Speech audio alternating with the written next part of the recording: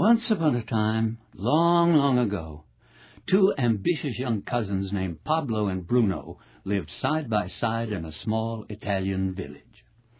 The young men were best buddies and big dreamers. They would talk endlessly about how someday, some way, they would become the richest men in the village. They were both bright and hard-working. All they needed was an opportunity. One day, that opportunity arrived. The village decided to hire two men to carry water from a nearby river to a cistern in the town square. The job went to Pablo and Bruno. Each man grabbed 2 buckets and headed to the river. By the end of the day, they had filled the town cistern to the brim. The village elder paid them 1 penny for each bucket of water. "This is our dream come true," shouted Bruno. "I can't believe our good fortune." But Pablo wasn't so sure. His back ached, and his hands were blistered from carrying the heavy buckets. He dreaded getting up and going to work the next morning.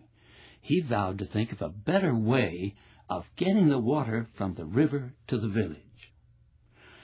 "Bruno, I have a plan," Pablo said the next morning as they grabbed their buckets and headed for the river. "Instead of lugging buckets back and forth for pennies a day, let's build a pipeline from the river to the village." Bruno stopped dead in his tracks. "A pipeline?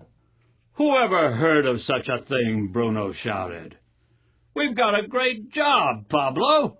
I can carry 100 buckets a day. At a penny a bucket, that's $1 a day. I'm rich. By the end of the week, I can buy a new pair of shoes. By the end of the month, a cow. By the end of 6 months, I can build a new hut. We have the best job in town. We have weekends off and 2 weeks paid vacation every year. We're set for life. Get out of here with your pipeline." But Pablo was not easily discouraged. He patiently explained the pipeline plan to his best friend. Pablo would work part of the day carrying buckets, and then part of the day and weekends building his pipeline. He knew it would be hard work digging a ditch in the rocky soil, and because he was paid by the bucket, he knew his income would drop at first. He also knew it would take a year, possibly 2, before his pipeline would start to pay big dividends. But Pablo believed in his dream, and he went to work. Bruno and the rest of the villagers began mocking Pablo, calling him "Pablo, the pipeline man." Bruno, who was earning almost twice as much money as Pablo, flaunted his new purchases. He bought a donkey outfitted with a new leather saddle, which he kept parked outside his new 2-story hut. He bought flashy clothes and fancy meals at the inn. The villagers called him Mr. Bruno, and they cheered when he bought rounds at the tavern and laughed loudly at his jokes.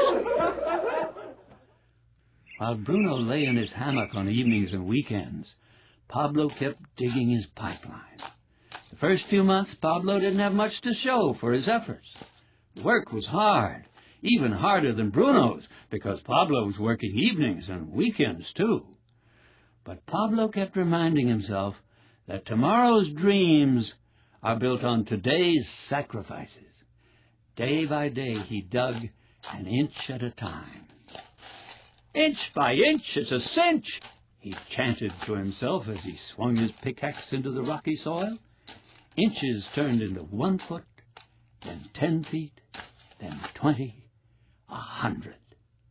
"Short-term pain equals long-term gain," he reminded himself as he stumbled into his humble hut, exhausted from another day's work.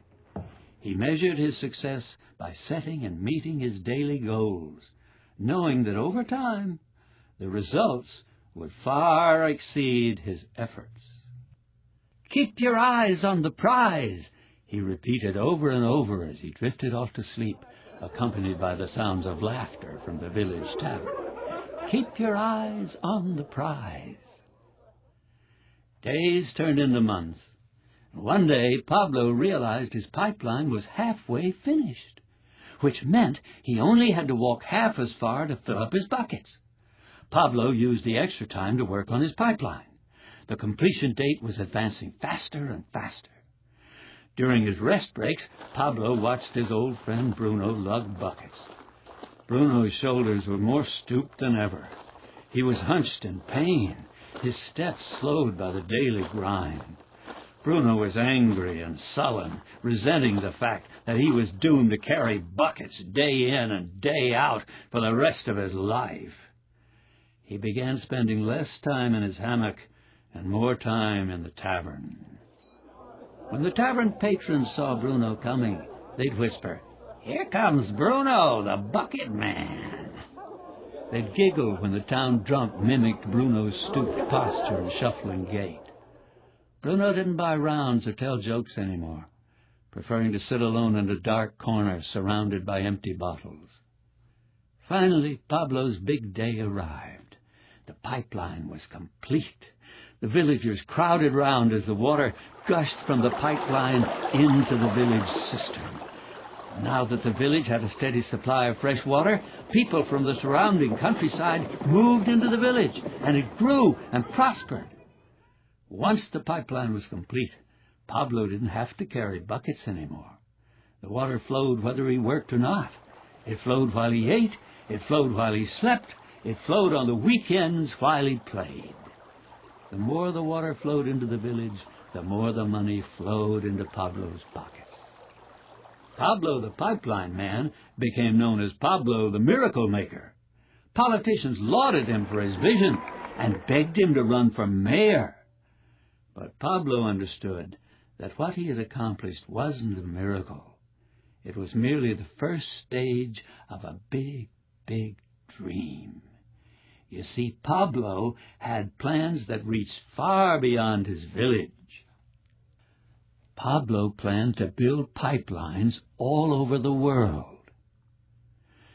The pipeline drove Bruno the bucket man out of business, and it pained Pablo to see his old friend begging for free drinks in the tavern. So Pablo arranged a meeting with Bruno. "Bruno, I've come here to ask you for your help." Bruno straightened his stooped shoulders and his dark eyes narrowed to a squint. "Don't mock me," Bruno hissed. "I haven't come here to gloat," said Pablo. "I've come here to offer you a great business opportunity. It took me more than 2 years before my pipeline was complete, but I've learned a lot during those 2 years. I know what tools to use, where to dig, how to lay the pipe. I kept notes as I went along, and I've developed a system that will allow me to build another pipeline and then another and another.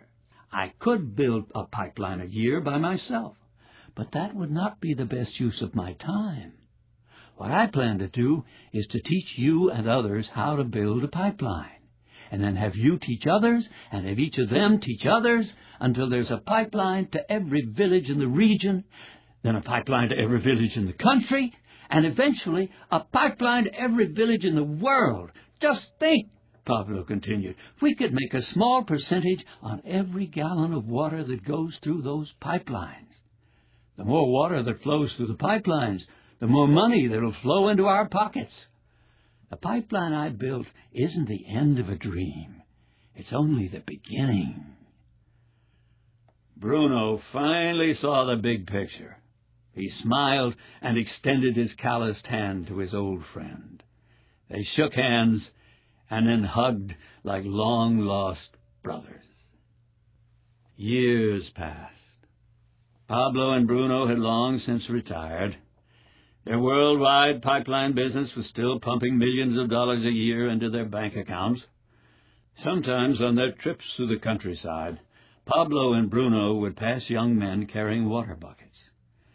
The childhood friends would pull over and tell the young men their story and offer to help them build their own pipeline. A few would listen and jump at the opportunity to start a pipeline business, but sadly, most bucket carriers would hastily dismiss the notion of a pipeline. Pablo and Bruno heard the same excuses over and over. "I don't have time. My friend told me he knew a friend of a friend who tried to build a pipeline and failed. Only the ones who get in early make money on pipelines. I've carried buckets all my life. I'll stick with what I know. I know some people who lost money in a pipeline scam. Not me. It made Pablo and Bruno sad that so many people lacked vision. But both men resigned themselves to the fact that they lived in a bucket-carrying world, and that only a small percentage of people dared to dream pipeline dreams.